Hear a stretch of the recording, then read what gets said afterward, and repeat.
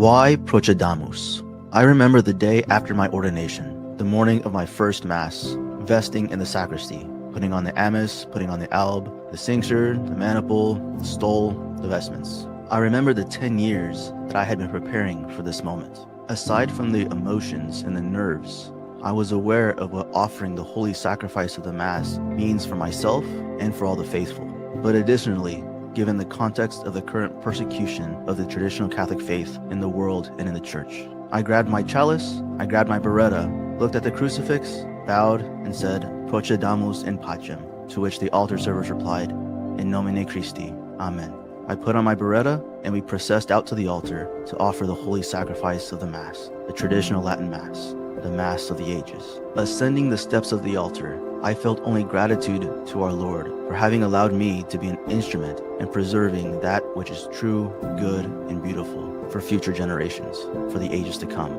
As long as I'm physically able, this Mass will continue to be offered. This spirit of determination, this spirit of perseverance, is that to which I would love to invite all of you to share. The first annual Procedamus Gala is organized to support the mission of the Oblates of St. Augustine and the old Roman Catholic See of Caer-Glow to preserve the traditional Latin Mass and the traditional Catholic faith for future generations.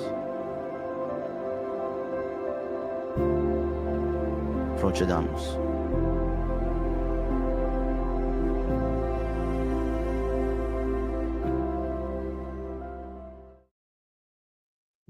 Hello, everybody. Good evening, Father. Welcome to a year in review. How are you doing? Doing well. Excited for the new year. Yes, me too. Me too.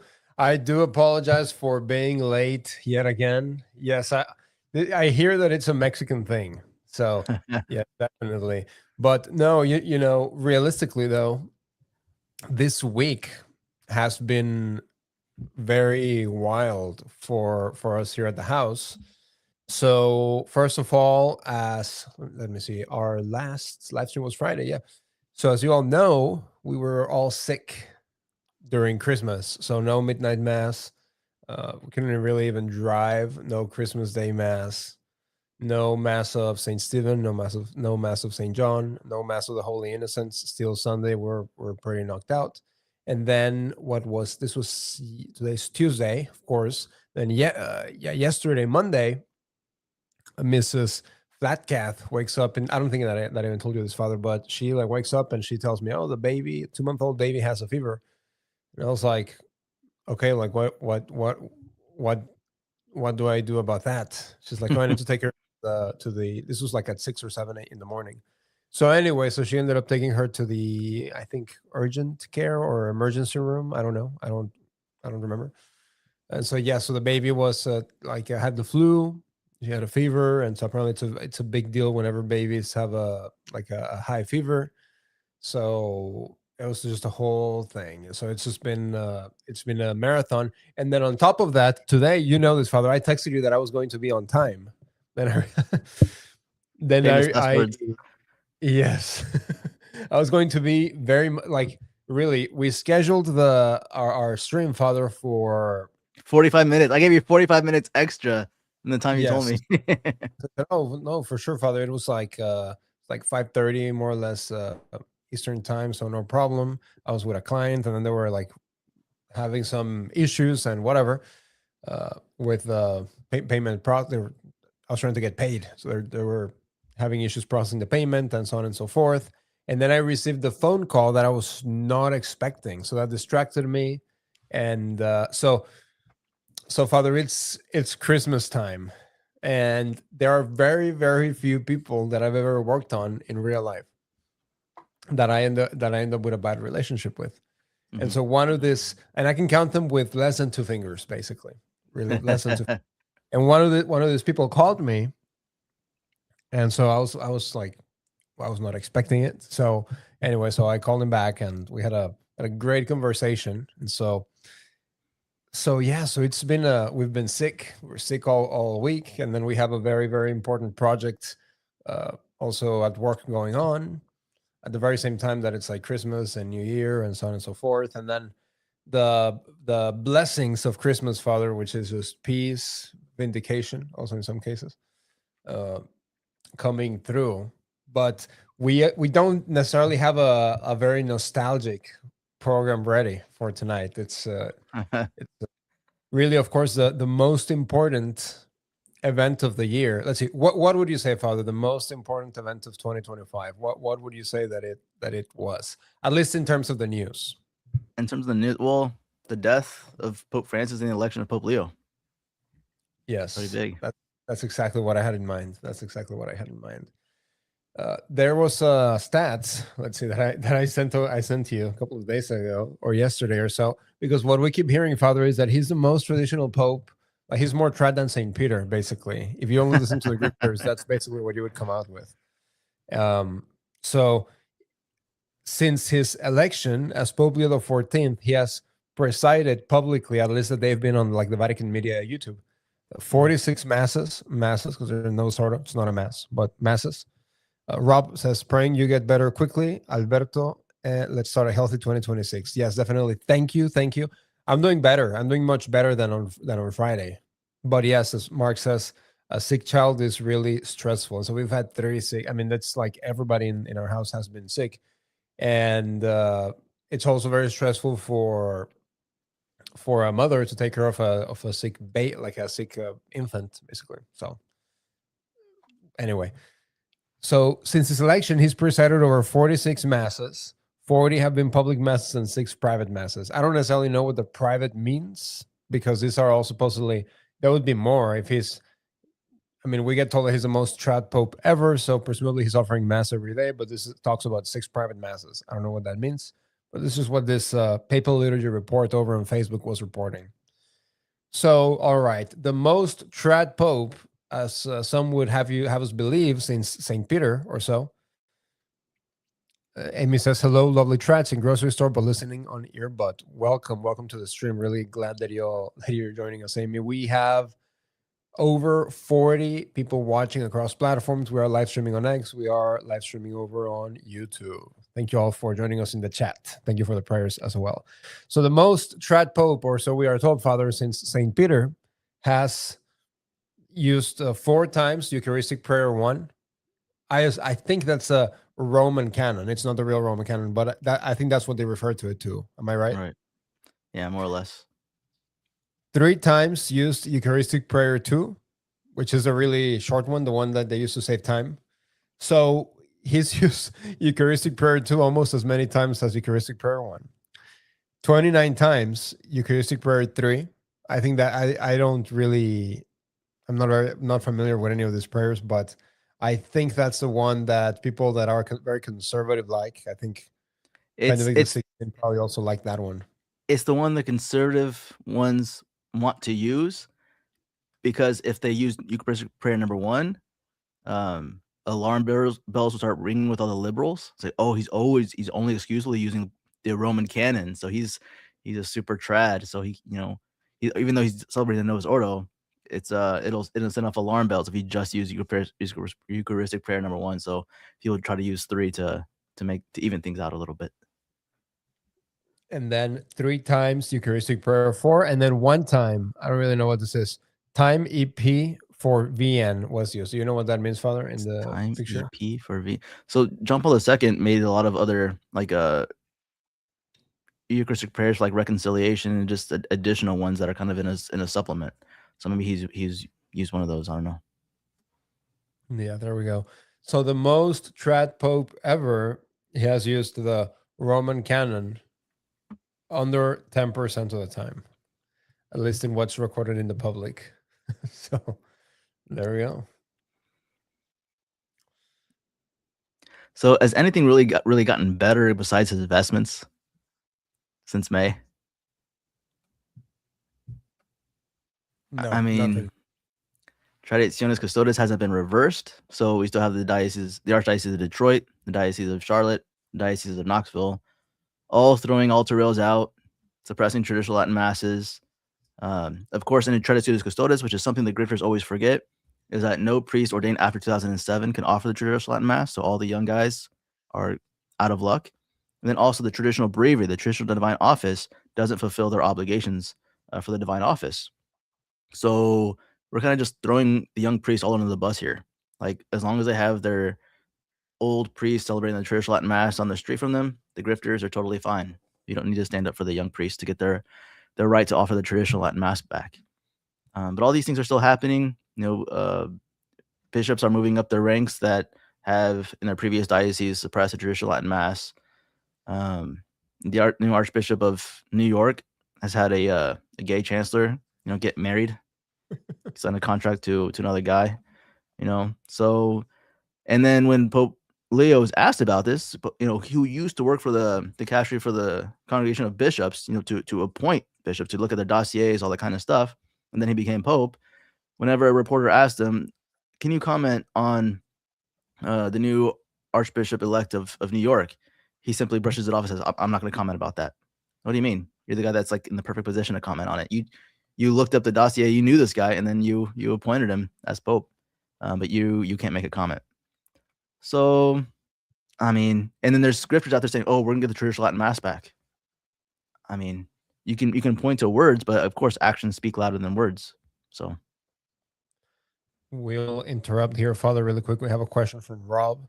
He says, "Father, good evening and question. My chapel priest offered the Mass of the Sunday in the octave of Christmas this past Sunday, but I believe you offered the Holy Innocents. Why the difference?"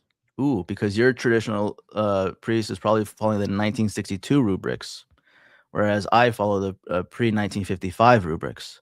So in the pre-1955, Holy Innocents is a double of the second class, whereas I think in the 1962 rubrics, the Sunday within the octave of Christmas took precedence over Holy Innocents. So yeah, it's a whole completely separate, different rubrics. Of course, Annibale Bugnini, who created the Novus Ordo, who was the scoundrel, the Mason who created the Novus Ordo, was already employed by Pope Pius XII in the 1950s to start the gradual rewriting of the liturgy. So he started with Holy Week, he started with other rubrical changes, the allowance of Saturday Mass, and therefore the 3-hour Eucharistic fast instead of the midnight fast, and all these other things. So really, the liturgical revolution began in 1955. More or less. But in 1962, they made a huge turn with the suppression of basically all the rest of the octaves. So in 1955, Pope Pius XII suppressed several octaves, and then in 1962, basically all of them. So it's a huge liturgical shift, especially in the Divine Office and the Roman Breviary. So it's so drastic that I was like, I'm going to one step before. But even then, what I'm praying is the Pius X reforms, which is then again a very drastic reform from what came before. And of course, none of these books are actually being printed by publishing companies, so it's impossible to go to anything before the reforms of Pius X. But nevertheless, yeah, that's the explanation, because I follow the basically the 1939 rubrics. There we go. That's the answer to the question. And then Rob follows up by saying, "New York Archbishop appointment is all you need to know about PL 14. Mark says, Archbishop of New York seems like a weak man. Well, that could be the case, but what else can we expect? So now there's another document, Father, that really the grifters don't really talk about a lot because it doesn't concern them. It obviously doesn't concern you, but it concerns illicit religious orders, cor orans. I don't believe that one has been revoked either. So there's been no Bergoglian documents have been revoked, as far as I know. Am I right? Correct. And so the destruction of religious life continues on. I mean, the Franciscan of the Immaculate still don't have their seminary back, so to speak. They don't have the ability to have the traditional Latin Mass. Cor Orans, the unification of all the Carmelite monasteries into federations, which was contrary to the even spirit of St. Teresa of Avila and having autonomous monasteries. So yeah, everything is moving forward as planned, and all he's doing is trying to please people with words, in one sense, like kind of empty promises, so to speak. It looks like liturgically he's very Benedict XVI, nice vestments, uses Latin. I think he particularly likes that sort of stuff, but I think his agenda for the church is very Bergoglian. And so, I mean, we're gonna get a lot of pictures on social media saying, "Hey, look, he's using Latin," but the trajectory is still synodality. The Lost Creole says, "Father, I have a large missal from 1889. Interested?" I think I have one of those too, actually. It's ginormous.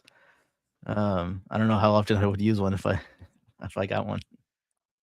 They're very, very heavy. The old dresses Yeah. are Poor significantly. poor poor 8-year-old altar boys would have trouble going up and down the stairs with an 1889 altar missal. In other news, Father, also from this year, Cardinal Burke continues to insist that the SSPX is in schism, contrary to what the grifters are trying to tell us. I think it was you, Alberto, who sent me a picture from Facebook of the SSPX in Monterrey offering a TLM at a Novus Ordo church on the Novus Ordo picnic table. Oh, this was in the SSPX, I believe, somewhere in Guanajuato, Okay. in like the parish or shrine or whatever of Saint Anne and Joachim, something like that. But yes, it was the SSPX offering the Latin Mass on the Novus Ordo table. And so you take that together with a Copt, COPT, offering the Divine Liturgy on the papal altar in St. John Lateran, the Anglicans offering it at the St. John Lateran Basilica at the chair of the Pope. All these things. I mean, if SSPX was in schism, Cardinal Burke should be decrying all these things. This is communicatio sacris, this is desecration of our altars, all these sorts of things. But he just keeps saying they're in schism, which reality, I mean, at this point, 2025, going into 2026, everybody's picked their camp. Everyone's drawn their line. Everybody's drawn their conclusions. It seems kind of funny that they keep just sounding the same thing because, I mean, he promised a dubia and he didn't deliver. Or he promised a letter of correction, a formal letter of correction, and he never delivered. So, is he a man of his word or is he not? So, Diane says, wow, they just totally eliminate the Feast of the Holy Innocents. I see one nearby FSSP did not celebrate it this year. yeah, they did. What's that? Oh, the Yeah. elimination. If it falls on a Sunday, Father, do you know? Not that you would know. There would be a reason for you to know. But do they have in the 62 rubrics? Do they have commemorations? I haven't done the 62 in so long. I think in extreme cases, honestly, I can't remember. I haven't done the 62 since like 2017. Let me see if I can pull up the. Let me see if I pull up the rubrics here. Hold on. Divino Officium, share. Am I sharing this? Yes, Can you I see can the see screen? your Okay. screen. Yeah. Let's see. Sancta Misa. So here you see.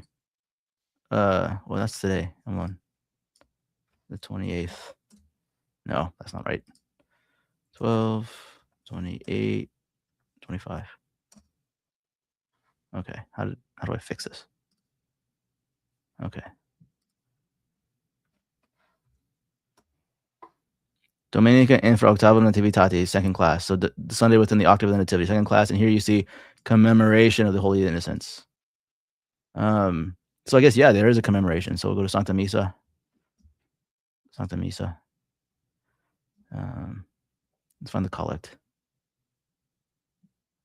Yeah, so they have a commemorate. They're the prayer and then the commemoration. So they do have commemorations in the 62. By the way, if you don't know the site, divinoofficium.com, this is very, very convenient because it has the mass in both Latin and English. And as you can see, you can just change the date and find the mass that has the divine office here. But then also it has all these rubrics down here at the bottom. So you can see here, you can go all the way back to 1570, what the rubrics were like in 1570. The Prevides, the 10th Reforms in 1910. Divino Afflato in 1939, which is what I use.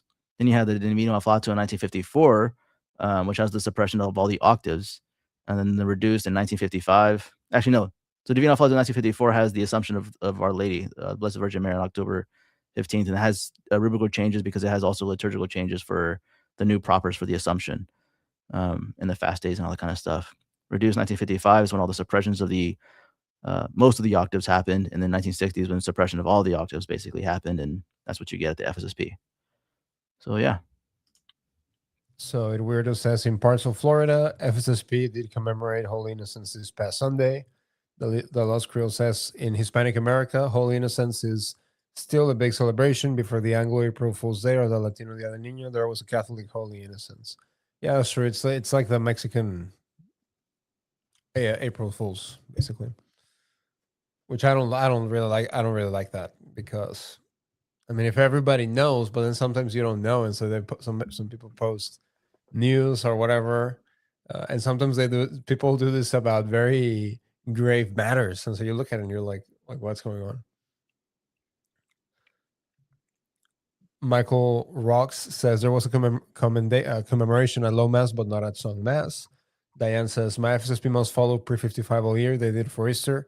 I heard this a couple of years ago, Father. I don't know how true this is. That there's like a little civil war going on in the FSSP, where some FSSP parishes follow 62, others 50 pre-55.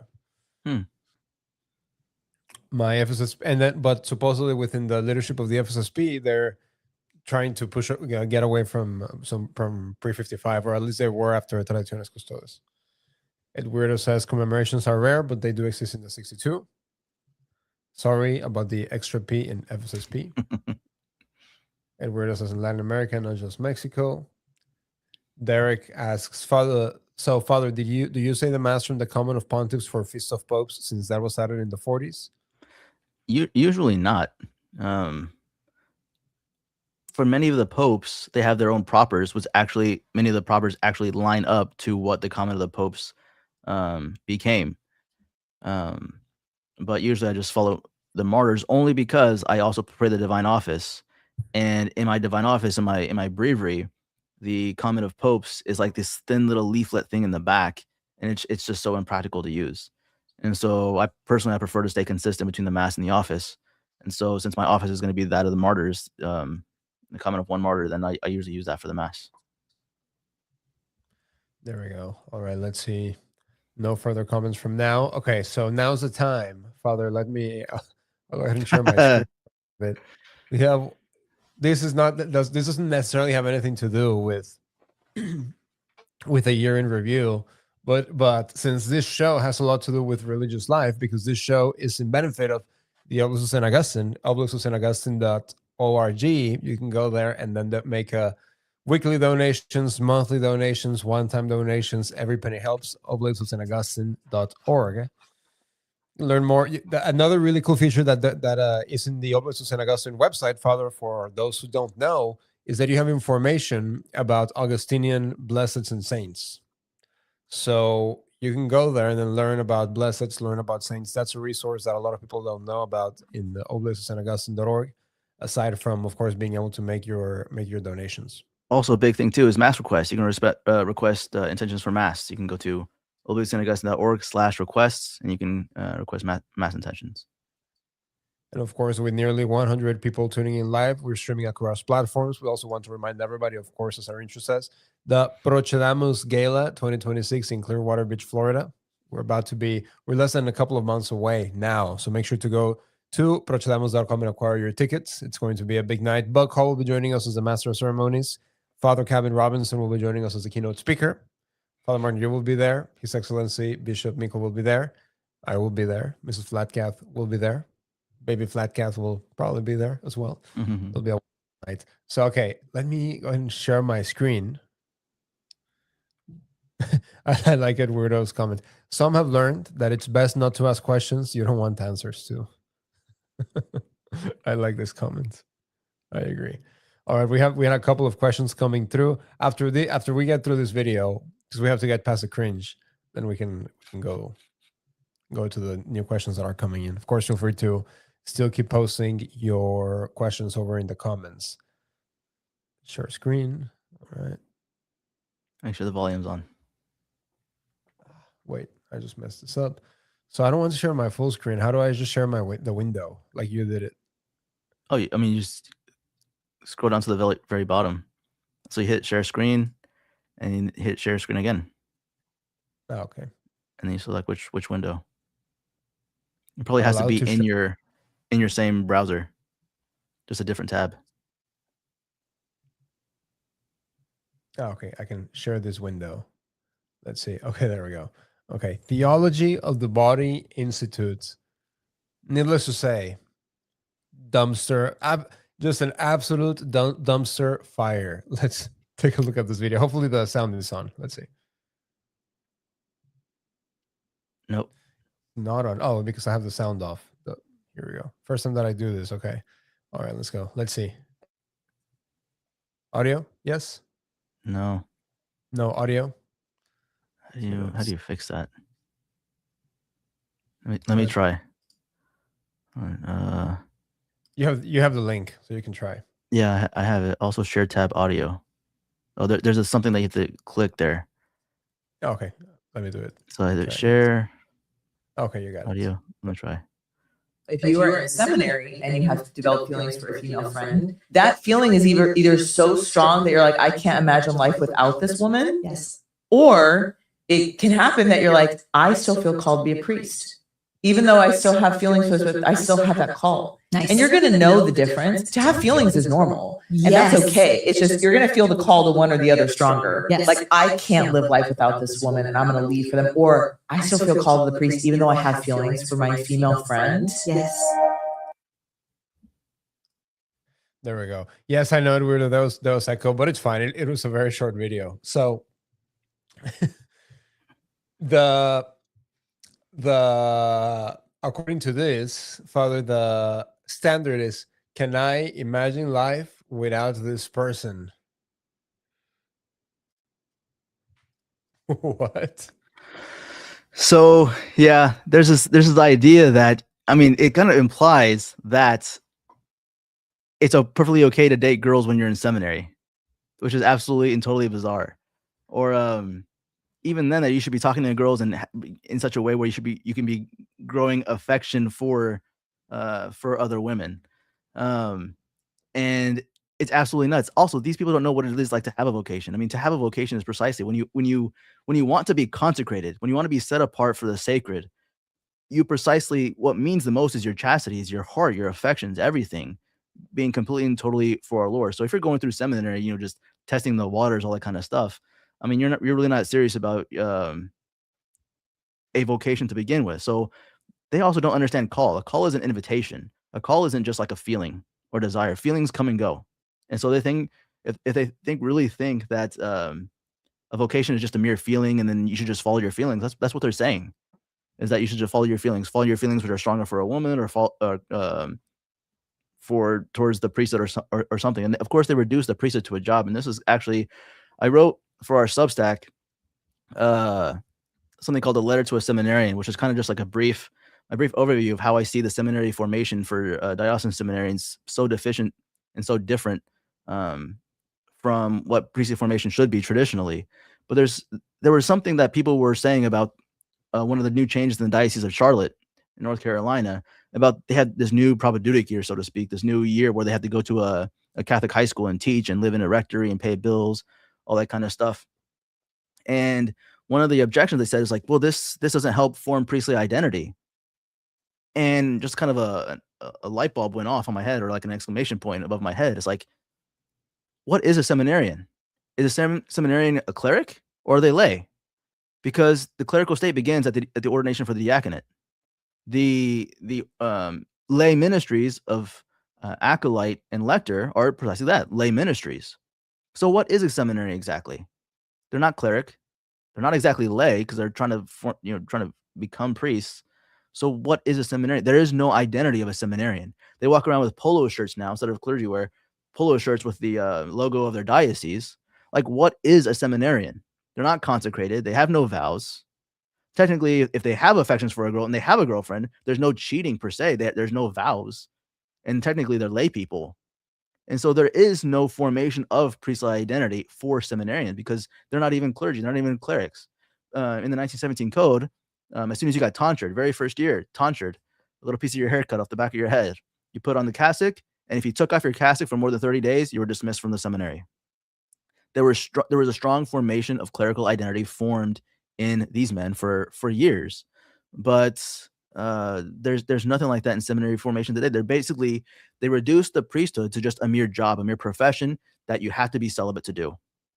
And so that's where you get a lot of crises in people's vocations, because they want meaning in their life, they want love in their life, and the Lord, the Blessed Sacrament, isn't the fulfillment of that love.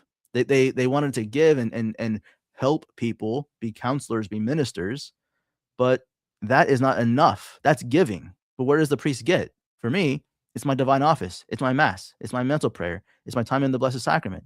This is where I go to get. Unless I do these things, I have nothing to give my parishioners, my faithful, my flock. Unless I pray, I have nothing to give. But when they reduce the liturgy, the divine office to not the liturgy of the hours, but the liturgy of the minutes, when they don't emphasize the necessity of mental prayer, when you don't have to celebrate mass on your off day, when the rosary, Franciscan friar says, oh, I don't pray the rosary, or even worse, we've turned the Blessed Sacrament into an idol.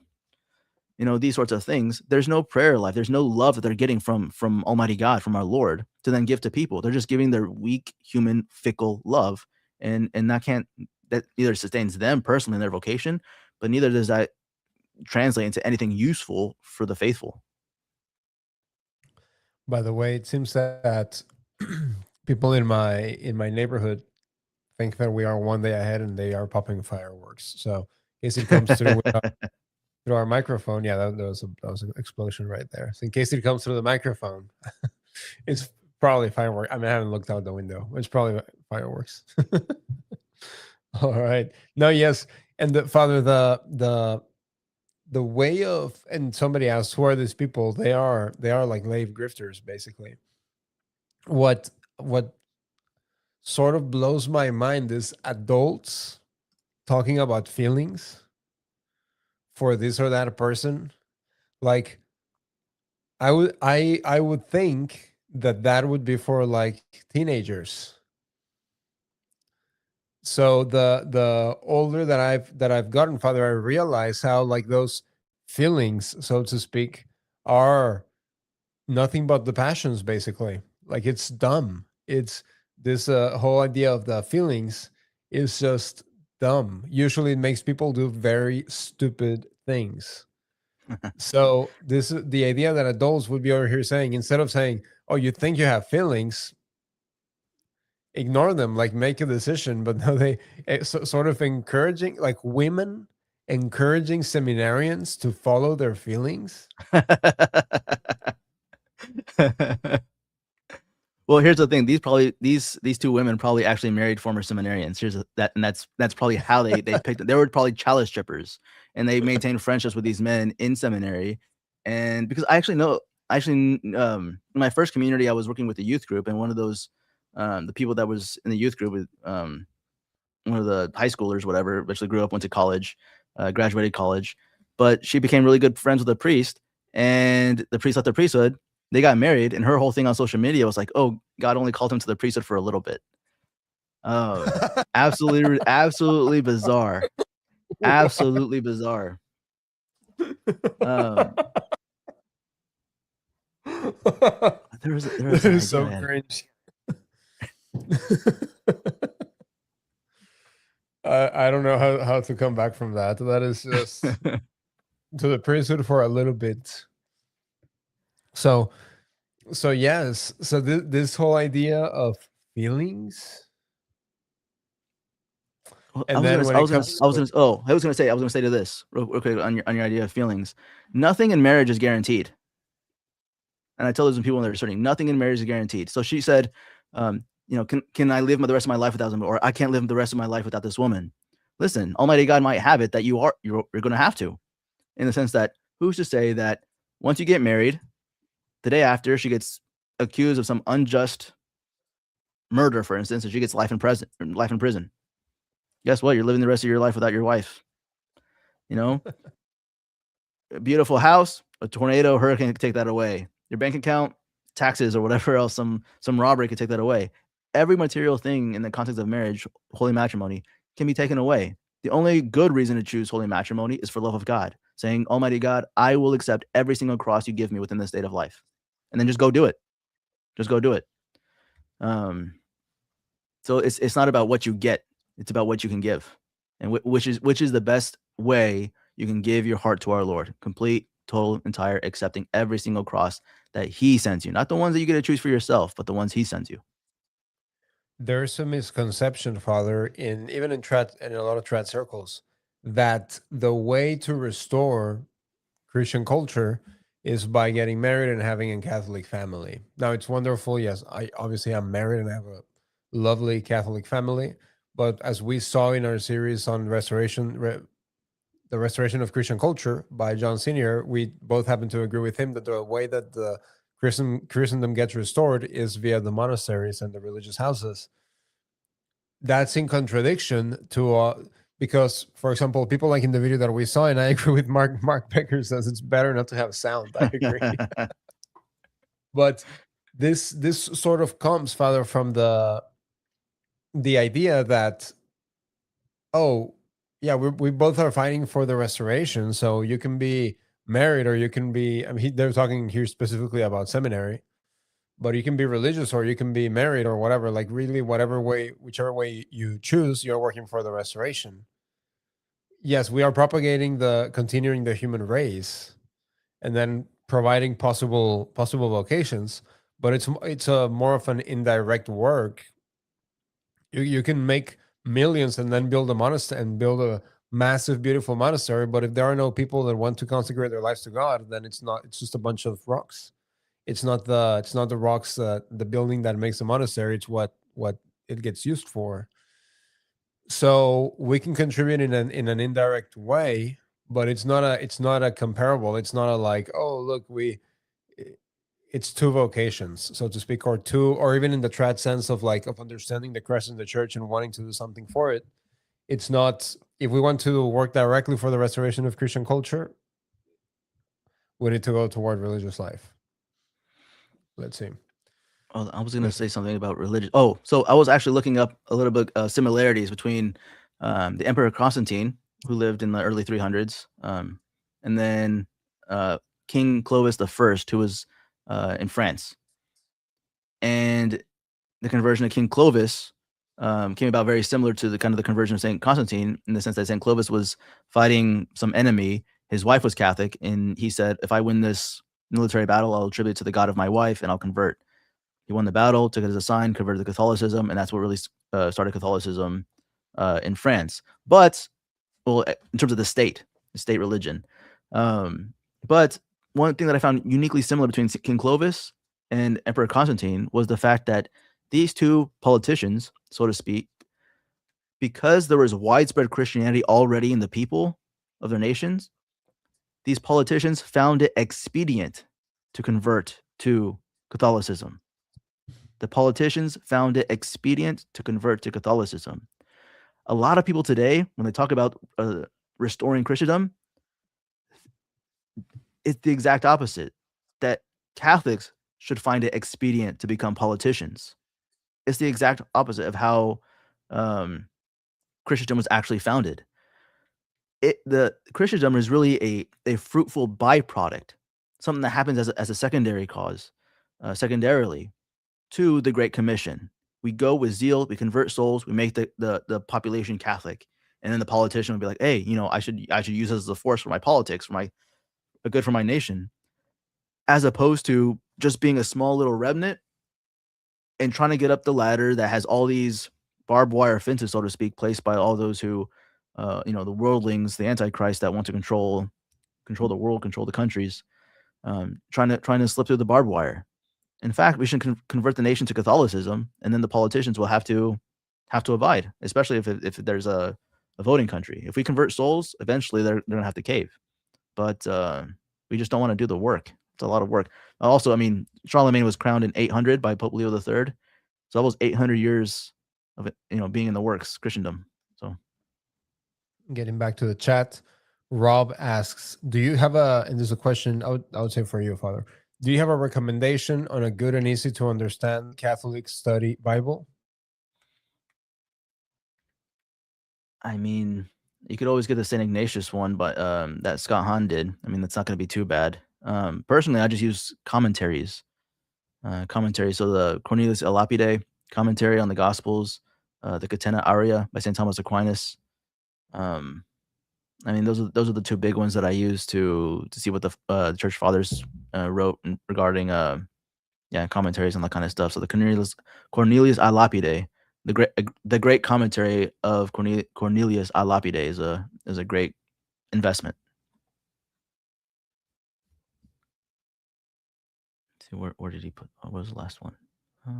He's all the way up here. Back. All right. Derek says, Where do you get Pre-55 Altar Missal and Breviary? I've always wondered who publishes them. Nobody's published them. I tried working with someone in the past about publishing a Pre-55 breviary. Somebody donated some money to them, but it's still in the work like 4 years later. Anyway, but eBay is the only place you can find them. Actually no. Pre-55 Missal, I believe. Dom Alcuin's group out in France. I think they are actually now they've in small batches they're publishing the Pre-55 altar missals. So The Lost Creole says, when did they start first, second, third privilege octaves? Is that 55 or before? it's 55. Yes, there's on the 55. Let's see. Oh, I'm way back. All right. Justin Whiteley says, hello, thoughts on fake Sister Lucia after her 1957 appearance with Father Fuentes? Does the content of this interview with the priest vindicate the crisis in church and why they needed to replace her? So, at least to my personal opinion on the fake Sister Lucia, I think that it's very obvious that yes, there is a fake Sister Lucia. On the second part of the question, does the content of this interview with the priest vindicate the crisis in church and why they needed to replace her? I'm not familiar with this interview, actually, and I'm not very big on the Our Lady of Fatima sort of what is it? Eschatology according to Our Lady of Fatima. I'm not very big on it because it's all very confusing. Because I do believe there was a fake Sister Lucia, so it's very confusing the stuff that's out there. What do you think, Father, on the fake Sister Lucia, if any? I mean, I think the pictures are pretty obvious. So I mean, they did a very poor job in finding a stunt double. But yeah, as far as the apparitions themselves, I'm not actually too familiar about that because I mean, the world's gonna end, sure, and we all need to save our souls and do penance, sure. I mean, that part of the apparition is true. I mean, First Fridays, it's a beautiful devotion, regardless of what it means regarding any yeah, as you said, as well, it's not really eschatological. It's just how things will play out for the rest of humanity, like how the world will end, or that eventually Russia will convert and the whole world will be consecrated to our the Immaculate Heart. These sorts of things.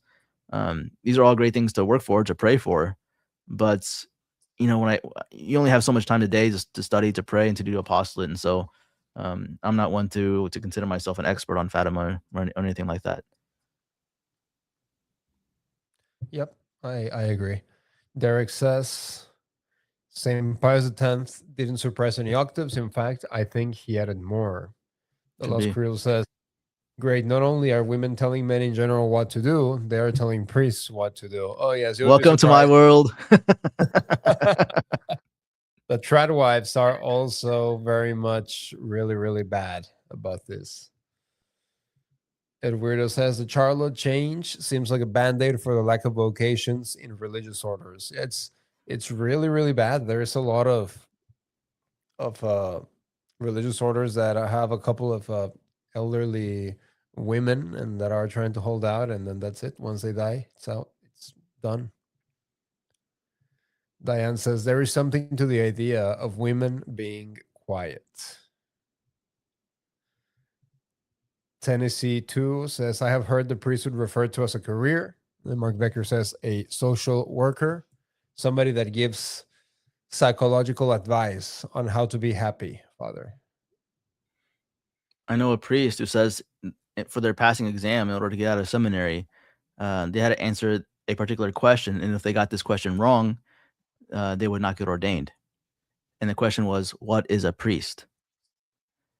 And the correct answer was a social worker who prays. If you didn't say that, you were not ordained. And the prayer is optional. Let's see. Rob says Mary wasn't quiet, neither was Saint Catherine of Siena. Yes, but they're not feminists. It's completely different from what these women, insane women, are doing. Mark Becker says seems kind of gay. As a man, I don't talk about feelings. Well, this is specifically in related to feelings toward a woman. Which, look, if I think, Father, if we all look back to our high school years, well, it depends. Anyway, if we all look back to our high school years and we think about girls that we had feelings for, and for the noble sort of priests, maybe boys that they had feelings for, um, we can look back and be like, that was just stupid. And so anyway, we look for a rational decision, and love is in the will. Love is in the will. So Rob says, but yes, oh, there we go. But yes, these women should keep quiet. Edward says, agreed. That was the weirdest part of the video. Who are these guys commenting on the priesthood? Just your famous Augustine Institute grifters, Ascension Press, Augustine Institute, those kinds of grifters out there in Denver, Colorado. Mark Becker says, wives do tend to run off. Diane says, feelings are overrated. Edwina says, as a perfect society, the church needs clergy and laymen to grow. It doesn't happen spontaneously. Exactly. It takes a lot of work. It's not like it's just. I think that a lot of times, Father, as the lay people, we fall into this view that we not only deserve but have a right to the sacraments, in the sense not necessarily a right to the sacraments, but a right to do whatever immoral stuff and so on and so forth, basically to get the priest to offer the sacraments for us, thinking that because we have a right as the baptized to the sacraments, that we have a right to be the bosses of priests, essentially. Diane says, which Bible? Sorry, I missed that. St. Ignatius Study Bible. Tennessee 2 says, I think that one of the main reasons that religious houses are attacked by the hierarchy is because deep down they know that the prayers of the religious nurture the church. Well, it just goes to show how really, because Father, religious life comes from the very, very, very beginning of the church. So yes, I mean, they are satanic, and so they attack. They know that if they are able to destroy religious life, and they already largely destroyed authentic religious life after Vatican II anyway. But that's why this is why even, Father, a lot of, for example, the e-priests hate you and hate what you do, because they're like, oh, why does he get to just live his charism authentically when we have to over here be pretending that we like the Novus Ordo? He's not obedient. That's why they say is because he doesn't have to sacrifice the faith. I'm like, well, duh. I'm not going to sacrifice the faith to be. It's an oxymoron. And so because they violate their conscience, Father, because they know that the Novus Ordo is wrong, but they go against their conscience for monetary gain, to have a nice house, and so on and so forth. And so they have to react negatively against those that are going through the struggle and didn't go do whatever they wanted to do for comfort.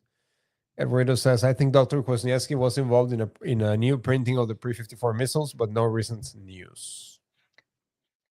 I heard of him printing some sort of missal, but I was under the interpretation it was some sort of mix, like 1962 plus like modern saints added or something like that. I don't know. I have to check. Latin Mass for St. John Paul II.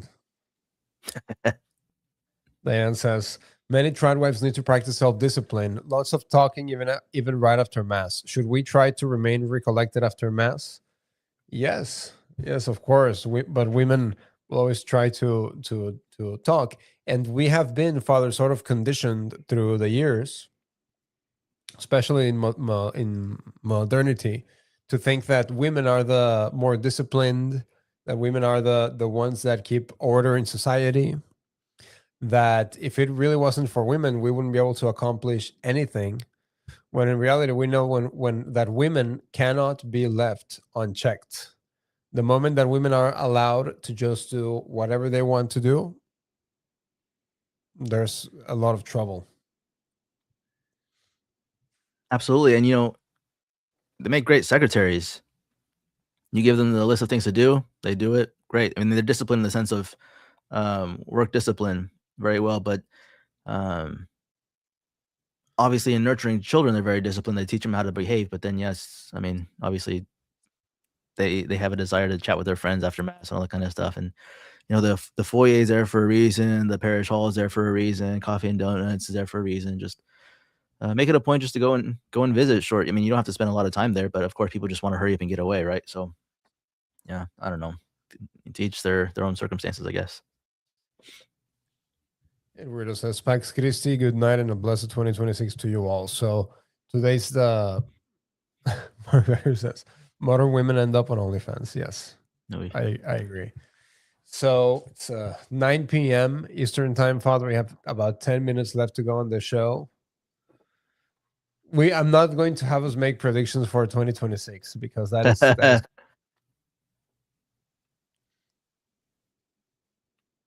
I mean, but what? I lost you. No, I mean, I was gonna say, okay, you're not gonna make us make predictions for 2026, but what are your predictions for 2026?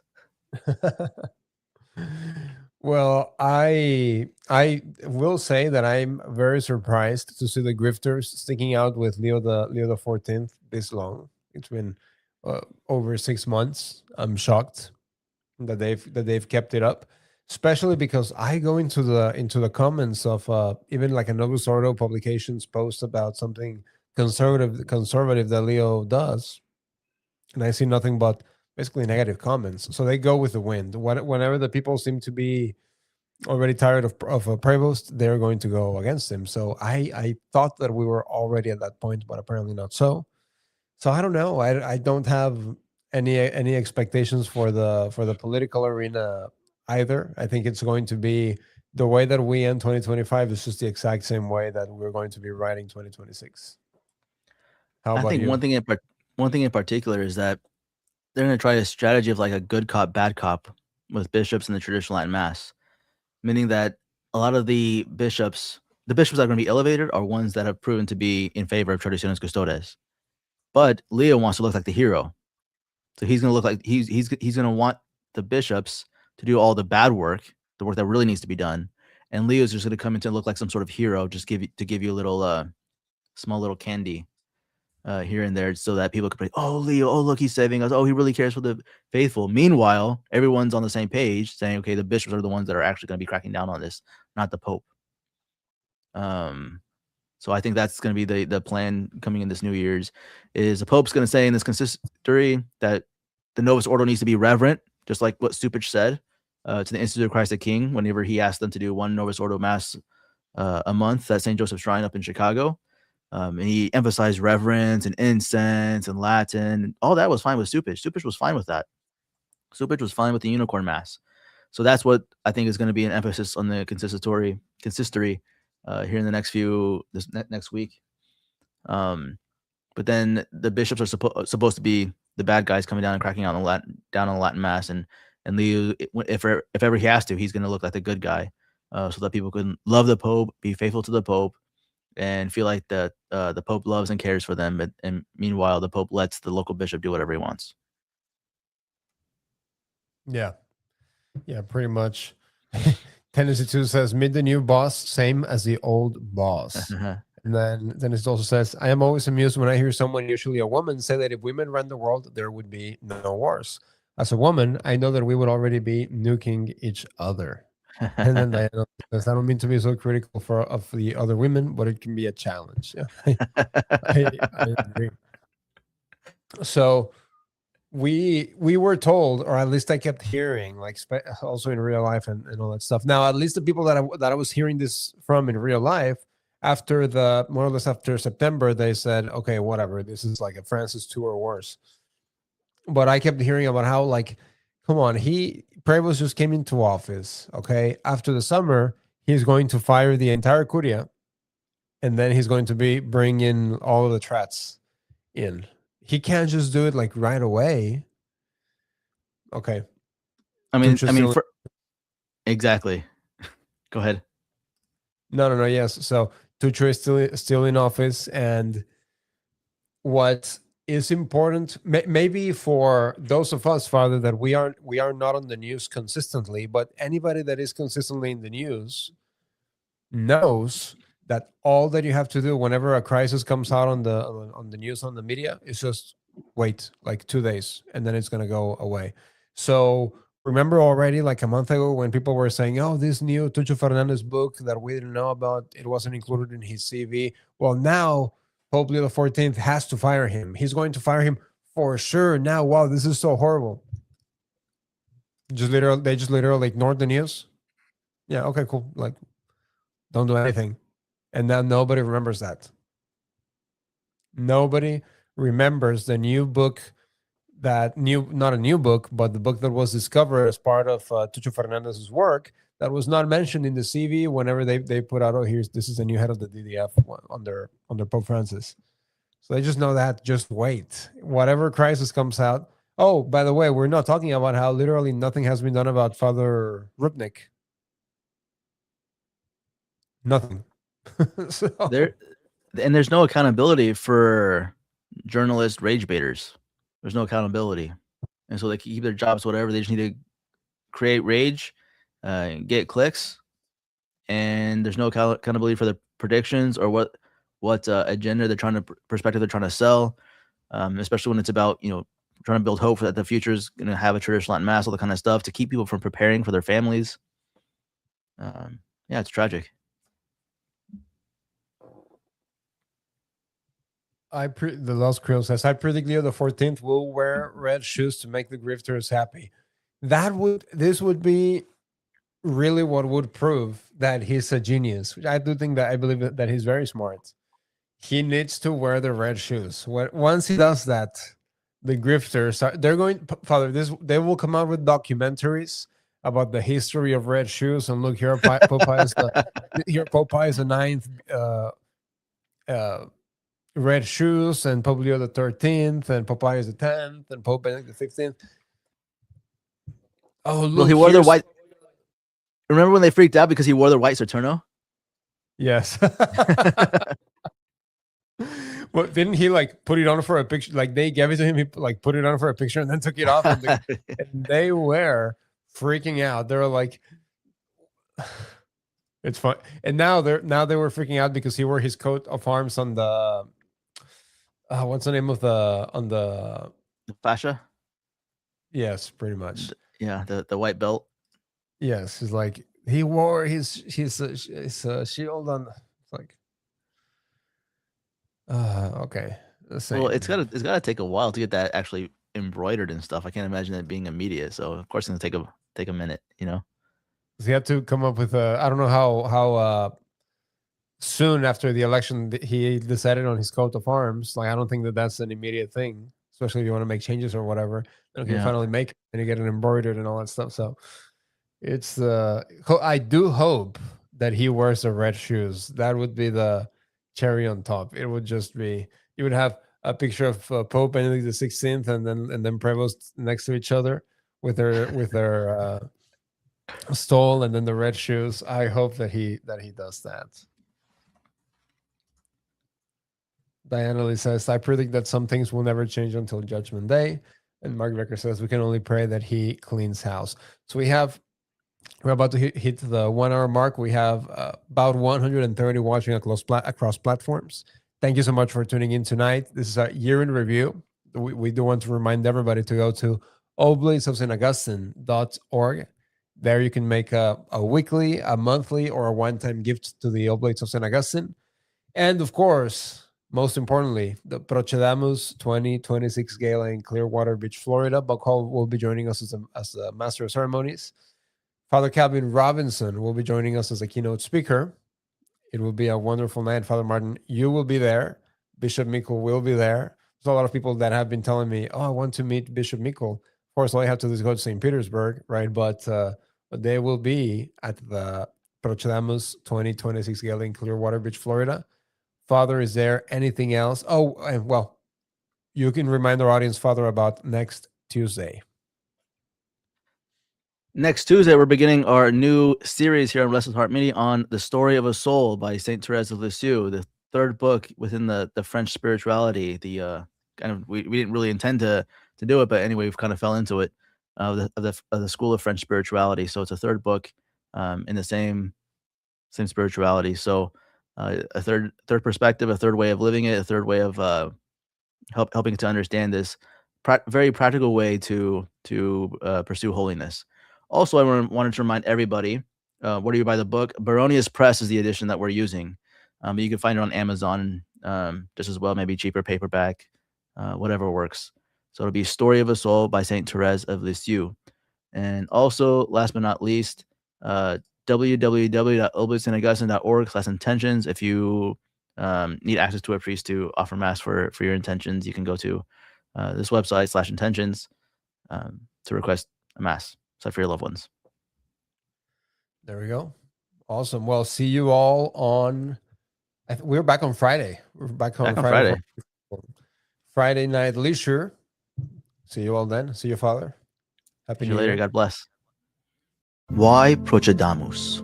I remember the day after my ordination, the morning of my first mass, vesting in the sacristy, putting on the amice, putting on the alb, the cincture, the maniple, the stole, the vestments. I remember the 10 years that I had been preparing for this moment. Aside from the emotions and the nerves, I was aware of what offering the holy sacrifice of the Mass means for myself and for all the faithful. But additionally, given the context of the current persecution of the traditional Catholic faith in the world and in the church, I grabbed my chalice, I grabbed my biretta, looked at the crucifix, bowed, and said, Procedamus in pacem, to which the altar servers replied, In nomine Christi, Amen. I put on my biretta, and we processed out to the altar to offer the holy sacrifice of the Mass, the traditional Latin Mass, the Mass of the ages. Ascending the steps of the altar, I felt only gratitude to our Lord for having allowed me to be an instrument in preserving that which is true, good, and beautiful for future generations, for the ages to come. As long as I'm physically able, this Mass will continue to be offered. This spirit of determination, this spirit of perseverance, is that to which I would love to invite all of you to share. The first annual Procedamus Gala is organized to support the mission of the Oblates of St. Augustine and the Old Roman Catholic See of Caer-Glow to preserve the traditional Latin Mass and the traditional Catholic faith for future generations. Procedamus.